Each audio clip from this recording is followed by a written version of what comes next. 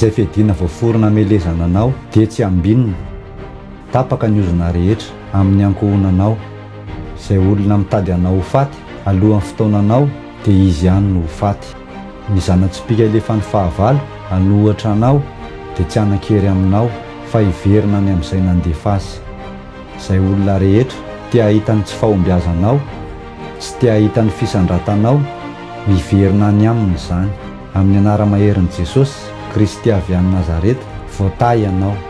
Tahiana manokana ny ankohonanao, ny zanakao, ny asanao, ho ambinina amin'izay rehetra tao anehanao, tsisy hanahirana anao. Ho amin'ny voninahitra makany amin'ny voninahitra anehanao. Ianao ny fahazavan'ny ankohonanao. Ny anjelin'Andriamanitra hiaro anao amin'ny planin'ny Satana rehetra. Amin'ny anaran'i Jesosy Kristy. Amen.